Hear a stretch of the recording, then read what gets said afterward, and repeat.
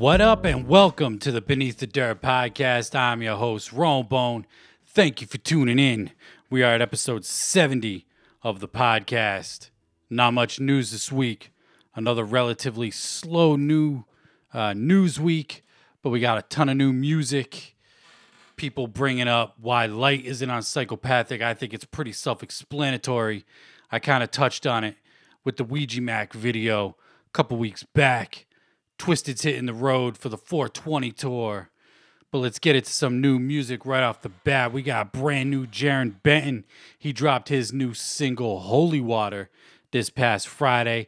And this shit is fucking fire. This song is so dope. Jarren Benton kills it. Love the production on here. Don't know who does the production. No producer tag or anything like that. But this shit beats heavy as fuck. Jarren Benton rapping his ass off. It sounds like him on the hook, and it's a singing kind of hook. Maybe a little bit of auto-tune, hard to tell. But this track's banging as fuck. A little bit political on here. Love the cover right there. You see the cover right there. The image. I'm not a religious person. Don't know what the picture is originally of. But then you got Uma Thurman from Pulp Fiction on there when she's fucking all OD'd on heroin and shit. Love the album. Love the cover for the single. Track is fucking banging. Like I said, the beat, a little bit political, but not overly so. Jarren Benton rapping his fucking ass off. Sounds clean as fuck. I wonder when we're getting new Jarren Benton music. This dude, he's another one of those dudes, kind of like what I say about Gmo Ski, who just sometimes just raps to say shit, to say crazy shit. Just says it to say it. And this track really isn't the case right there, but out of those kind of rappers, this dude is like the top of the list. I don't know why this dude isn't bigger than he is. You know, when he was on Funk Volume back in the day, they did the tour, and pretty much right after he signed, they dropped his one EP, and then I believe an album, and then shortly after that, Funk Volume fucking disintegrated. Hops in, and Dame just couldn't get fucking their shit together, and the whole fucking thing imploded. But this new track from Jarren Benton is fucking fire. Love this shit. I highly recommend checking it out. And I just listened to it for the first time right before I started recording this podcast. I'm actually recording this late Sunday night, 9:30 p.m., usually record earlier in the day, but finally got a chance to listen to this shit, and it's banging. Check that track out. Really dope. And up next, we got the brand new album from Suicide Boys. They're actually calling it a mixtape, which I think they do with a lot of their releases. Just call it mixtapes. The shit is 12 songs coming in at 27 minutes. Typical Suicide Boys fashion. Not many songs, and the songs are short as fuck. Just, averaging just over 2 minutes long for each song. This is their follow-up mixtape to I Want to Die in New Orleans. And their last EP, Live Fast, Die Whenever, that they did with Travis Barker. This shit is dope. I get a lot of throwback vibes on this mixtape from Suicide Boys, bringing it back to a few years ago. But Scrim sounds fucking amazing on this mixtape. He sounds refreshed. I'm pretty sure Ruby and Scrim have been sober for a while now. So shout out to them for that. The mixtape's called Stop Staring at the Shadows. Forgot to mention that. This shit is really dope. Standout tracks for me would be Mega Zeph, All Dogs Go to Heaven, which is the opening track. Scope Set, Fuck Your Culture. But front to back, not one bad song on here in my personal opinion. I love Suicide Boys. Been bumping these dudes for about 4 years now. Caught onto them relatively early. Ruby is one of my favorite rappers out. He's been one of my favorite rappers out for a while. I just never really talk about it because I haven't been really listening to much Suicide Boys in the last year, even though they dropped Live Fast, Die Whenever. They don't come up in conversation a lot for whatever reason. And, the production from Scrim is fucking amazing. 3-6 Mafia, old school vibes all day with this shit. You know, he cites DJ Paul and Juicy J as influences on his production style. Ruby the Cherry is fucking amazing. Dude raps his ass off, switches his flow up constantly, got the singing, screams his ass off as well. The mixtape, Stop Staring at Shadows, is really dope. I highly recommend you check this shit out, especially if you're a Suicide Boys fan. You know, Ruby the Cherry actually hit social media last week and said something along the lines that Eternal Grey, you know, this new mixtape shits all over Eternal Grey. I disagree. I don't know if the general consensus among Suicide Boys fans is that Eternal Grey is their best project that they put out. In my opinion, Eternal Grey is their best project they put out. Love that shit front to back. You know, Break the Law 2K16. I can't remember. Say Cheese and Die. I fucking love that track. But that mixtape, album, whatever the fuck you want to call it, is my favorite project from Suicide Boys. I've listened to this new one probably 4 or 5 times through now. Although it's really good, I don't think it holds a fucking candle to Eternal Grey. It's going to be really hard for them to top that, in my personal opinion, but still a solid project nonetheless. Now, let's go above the surface real quick. Some mainstream shit. Boogie With Da Hoodie. He dropped his new album, Artist 2.0. Boogie With Da Hoodie. Hoodie Season made top 5 albums of the year for last year. And this album right here just dropped this past Friday. Artist 2.0, 20 tracks coming in at 59 minutes, just under an hour. Really dope. A lot more singing shit on here. Not much is rapping. But I love this album so far from what I've heard. I've listened to it once through and then kind of skimmed through it a second time. You know, when a lot of music just comes out on Friday, it's really hard for me to digest shit and talk about it. On the Sunday episode, you know, when I'm recording for the Monday release of the podcast, standout tracks on here. I love the opening track, Thug Love, Me and My Guitar, Might Not Give Up featuring Young Thug. Young Thug's the fucking GOAT. Numbers with Roddy Ricch, Gunna, and London on the track. Stain with the Baby's really dope. I like the track with Summer Walker, Calm Down. The second half of the album's kind of sketchy for me, other than King of My City, and Mood Swings, which I talked about previously on this podcast when I released those songs as singles. But if you're into that auto-tune, mumble rap kind of style, Boogie's right up that fucking alley. This dude is really dope. Deserves all the praise that he's kills every feature that he does.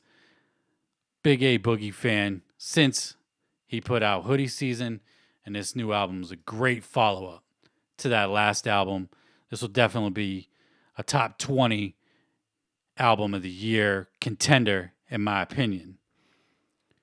Go back to the underground. Clockwork, formerly of Gorilla Voltage.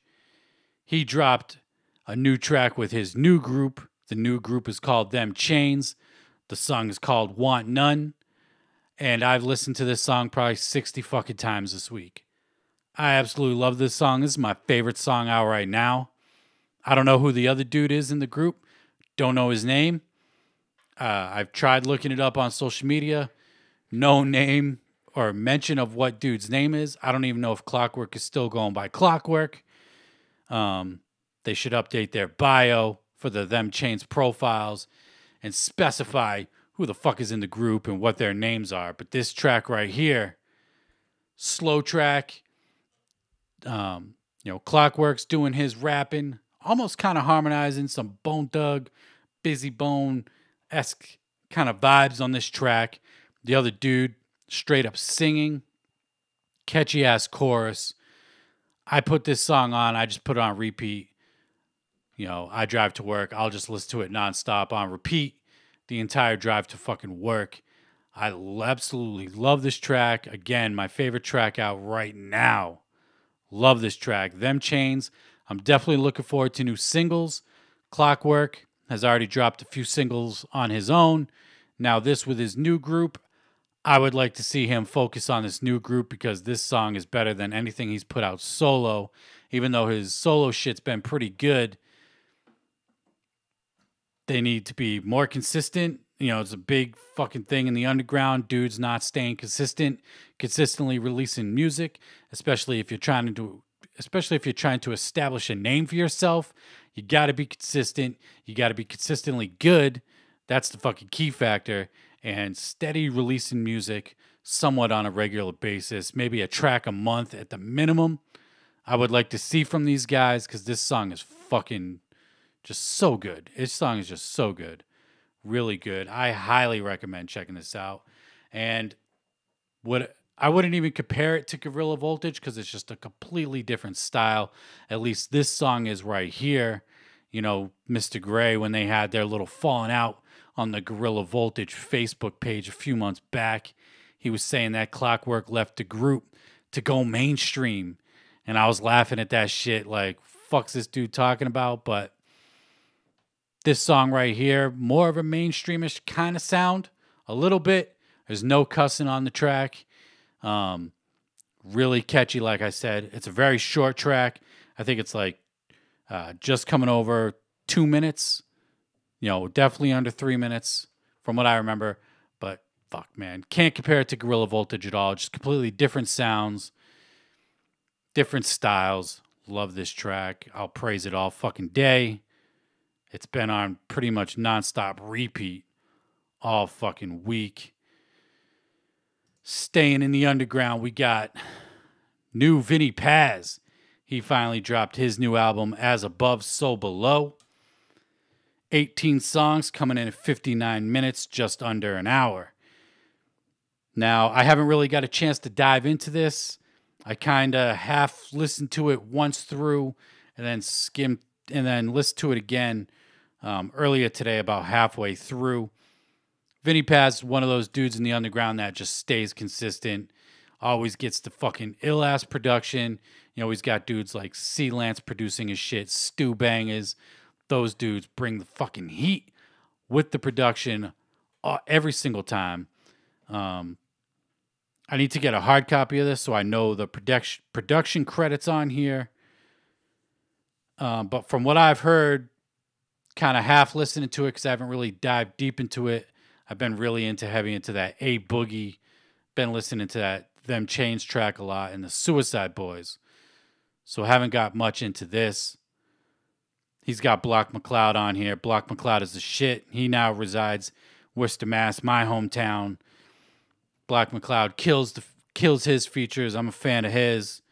Eamon's on here on the track Spilt Milk, which is early fan favorite from what I'm seeing online from everybody that's posted about this album.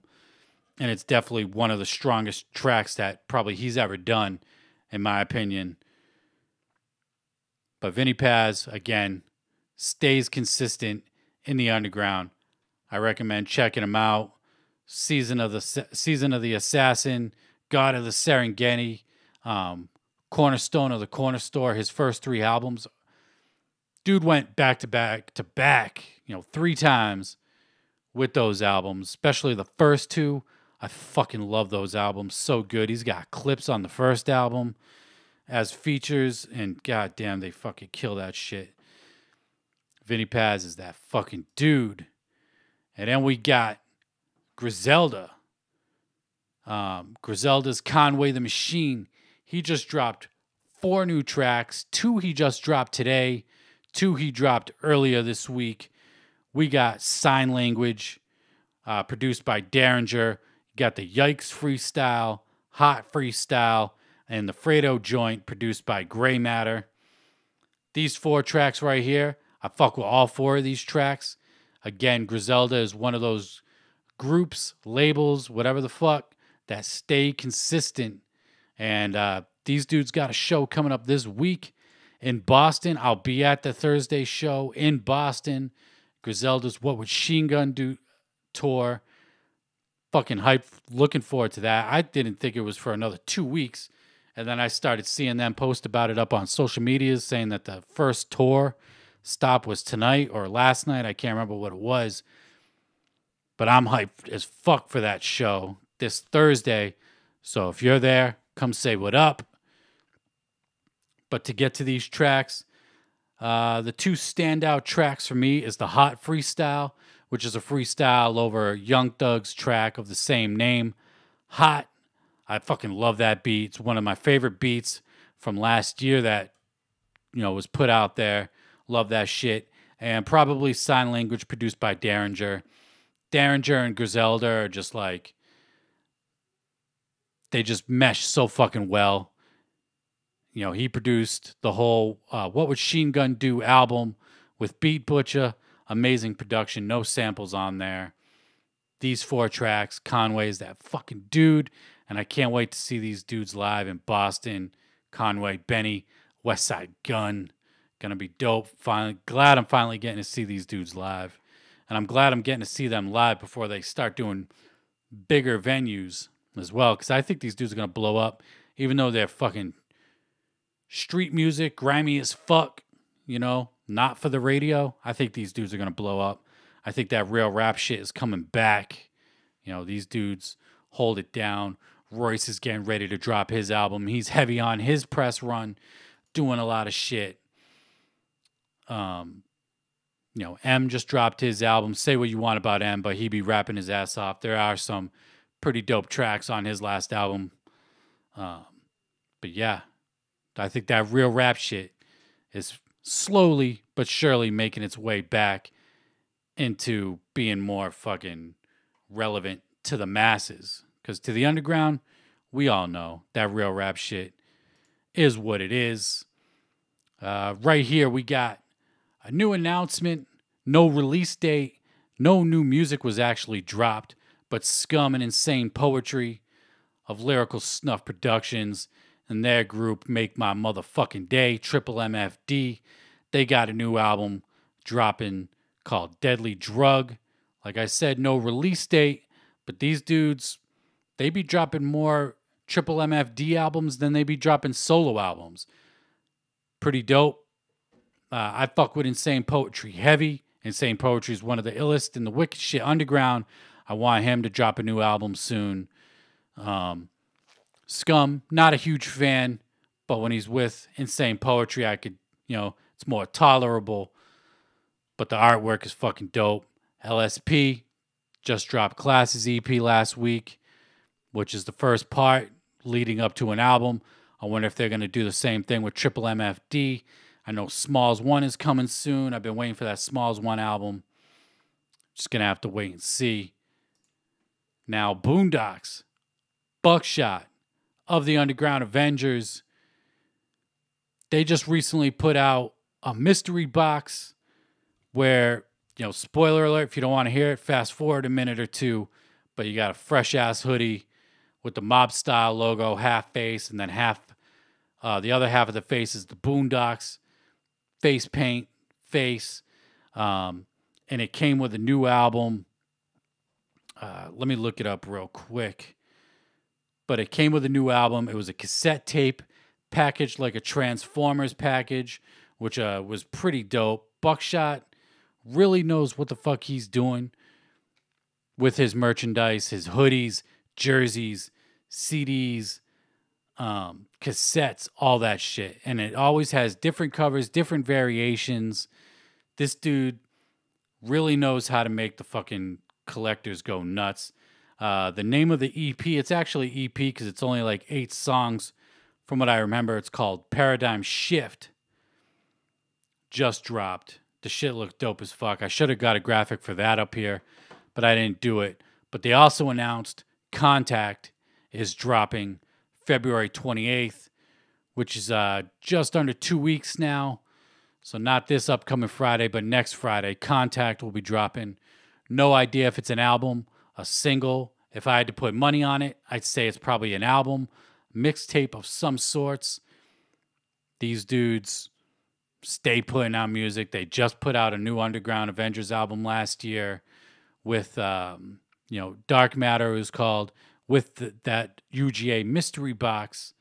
So Buckshot, steady grinding, steady putting shit out. Dope to see. Keeping the fucking collectors hungry as well. Collectors go nuts for all that mob style, Buckshot shit. Really dope to see.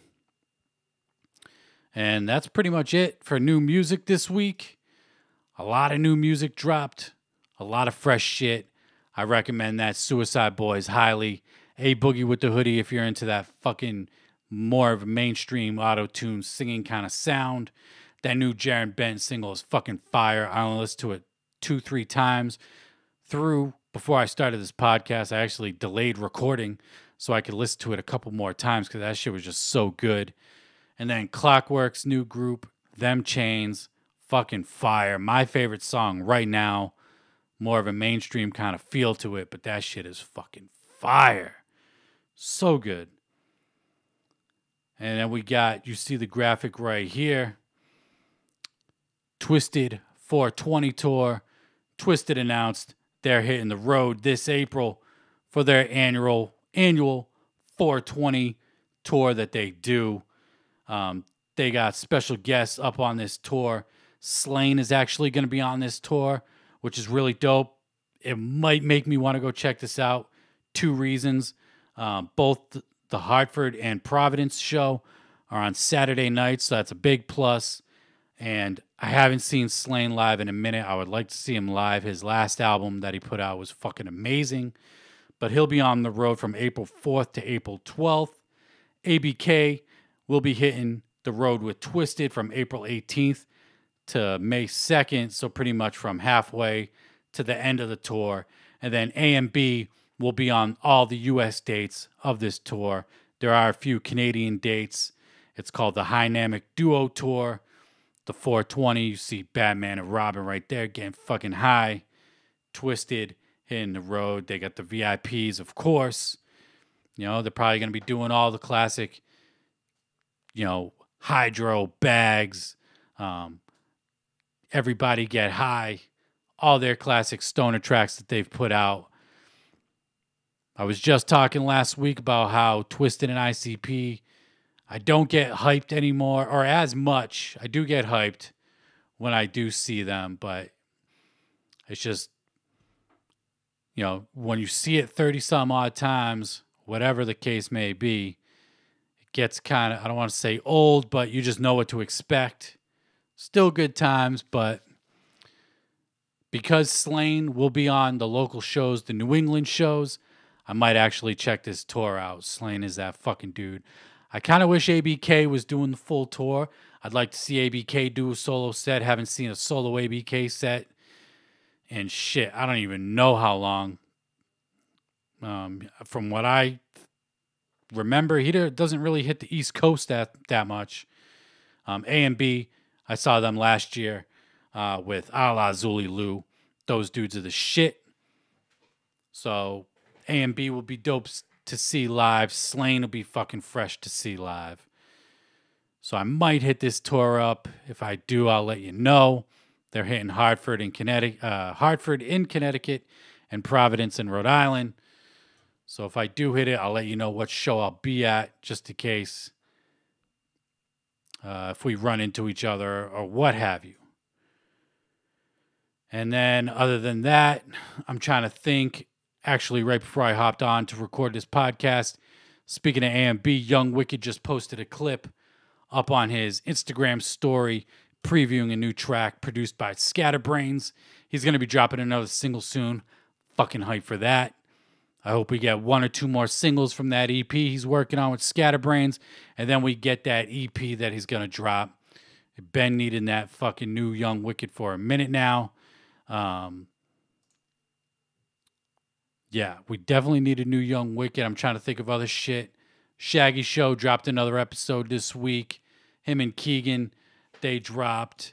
They did the hot dog contest challenge, whatever the fuck. They put some hot sauce on a hot dog, ate it. It was okay. Shaggy put out another video a few days later of him eating a fucking cinnamon lollipop, and dude was fucking drooling out the mouth like crazy. That was actually better than the hot dog video, if you ask me. But the Shaggy shows are okay. They are what they are. Not much to talk about. But another topic that has come up this week, which I kind of addressed a couple weeks ago when I talked about why I think Ouija Mac is still signed to Psychopathic. Now people are bringing up why Lyte might not be on Psychopathic. I'm saying right now, Lyte is not on Psychopathic. He's fucking with DJ Clay heavy. He's been fucking with Buckshot and Boondocks lately. He finally got that Thanos track out there that he was supposed to be on originally on the UGA album that was dropping on M&E, but was cock-blocked by Psychopathic. I think this dude is completely free of Psychopathic, as is DJ Clay, probably Hoodoo, and ABK. You know, I made the case that Ouija is the only artist on Psychopathic besides ICP at this point. Now, why is Lyte not on Psychopathic? One, he didn't take advantage of the opportunity, simple and plain.